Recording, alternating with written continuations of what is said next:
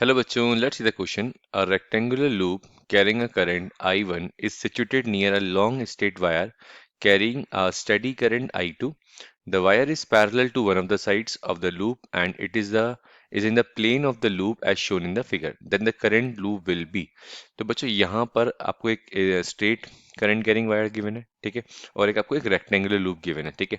और यहाँ पे स्ट्रेट करंट कैरिंग वायर में करंट यहाँ पे I2 इन्होंने बना हुआ है और रेक्टेंगुलर लूप के अंदर I1 करंट शो हो रहा है। अब वो पूछ रहा है कि जो ये लूप है बेसिकली किस डायरेक्शन में मूव करेगा, ठीक है, यही पूछा। एक बार चेक कर लेते हैं। And the plane of the loop as the current loop, इस लूप के अंदर बेसिकली करंट कैसे बनेगा। करंट इस जो हमारे पास स्ट्रेट वायर है इसके अक्रॉस मूव करेगा या फिर से दूर जाएगा या एज इट इज रहेगा या रोटेट करना स्टार्ट कर देगा, ठीक है। तो बच्चों यहाँ पे अगर हम बात करें की कंसेप्ट की, तो आपका जो की कंसेप्ट होगा बच्चों, आपको फोर्स का फॉर्मूला क्लियर होना चाहिए और कुछ कंडीशंस गिवन होनी चाहिए, क्लियर होनी चाहिए, ठीक है। तो की कंसेप्ट कहता है बच्चों आपका, हम पॉइंट बाय पॉइंट लिखते हैं उनको जिससे आपको क्लियर हो। तो पहली बात तो आपको अगर दो कंडक्टर पैरेलल हो और या फिर करंट सेम डायरेक्शन में जा रहा हो या अपोजिट डायरेक्शन में जा रहा हो, तो एक बेसिक फॉर्मूला आपको फोर्स का फॉर्मूला क्लियर होना चाहिए। वो होता है बच्चों mu naught upon 4 pi 2 I1 I2 by R, ठीक है। एक तो ये फॉर्मूला क्लियर होना चाहिए बच्चों आपको, ठीक है। अब यहाँ पे हम बात कर लेते हैं बेसिक कंसेप्ट की, ठीक है। तो सबसे इंपॉर्टेंट चीज देखिए, यहाँ पे मैं एक काम करता हूँ, नाम लिख देता हूँ जिससे आपको कोई कंफ्यूजन क्रिएट नहीं होगा।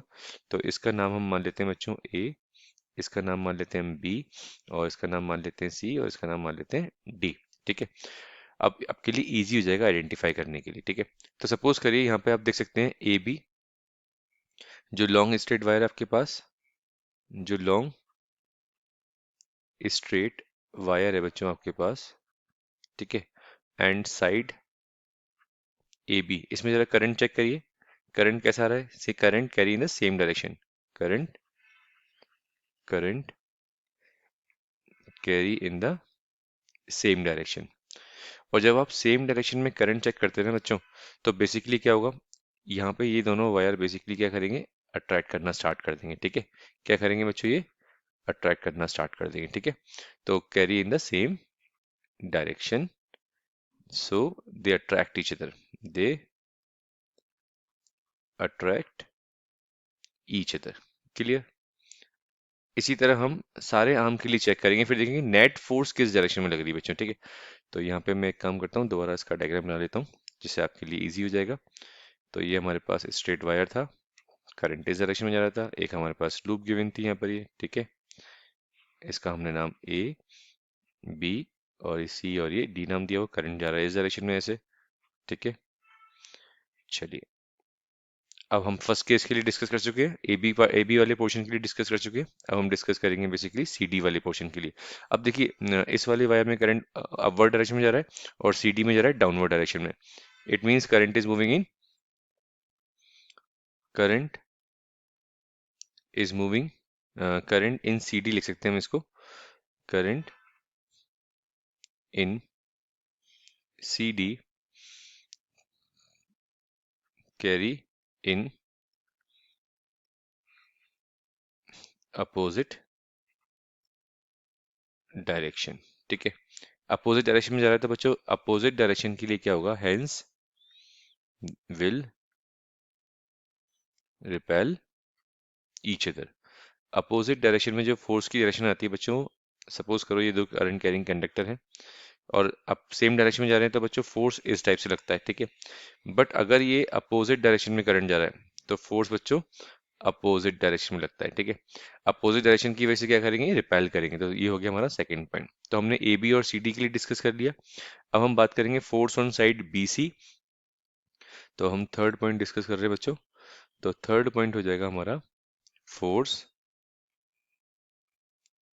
Force on side BC will be equal and opposite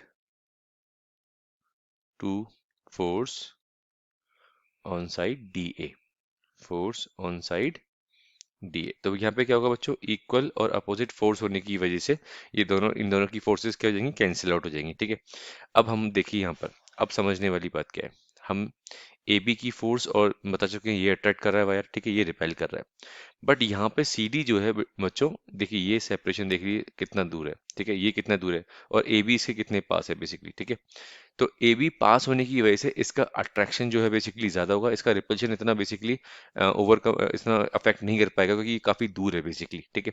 तो मेन जो नेट फोर्स लगेगी बच्चों वो ए बी की वजह से लगेगी, अट्रैक्शन की वजह से लगेगी। तो ये हमारा जो लूप है बेसिकली इस डायरेक्शन में मूव करना स्टार्ट कर देगा, इस जो हमारे पास स्ट्रेट वायर है, इस लॉन्ग स्ट्रेट वायर के अलोंग मूव करना स्टार्ट कर देगा, ठीक है। तो आई होप दिस चीज, ये चीज आपको क्लियर हो गई। मैं लिख देता हूँ इस चीज को, since C D is farther CD is farther from the wire AB, then the force of attraction on AB, the force of attraction, just a second, yes, the force of attraction on AB will exceed the force of repulsion, the force of repulsion on CD। तो बच्चों यहाँ पे हम बोल सकते हैं यहाँ पर, ठीक है, इसको मैं नेट लास्ट पॉइंट लिख देता हूँ आपके लिए। So there will be a net force, there will be a net force of attraction on the loop, on the loop A, B, C, D, and it will move towards the wire, and it will move towards the wire। तो इस वजह से बच्चों option check कर लेते हैं। First option है move away from the wire, तो it is incorrect. Move towards the wire is a correct option. Third is incorrect, fourth is also incorrect. तो बच्चों हमारा करेक्ट ऑप्शन क्या हो जाएगा? Second. So our correct option is, so our correct option is second. I hope this solution is clear to you. All the very best बच्चों।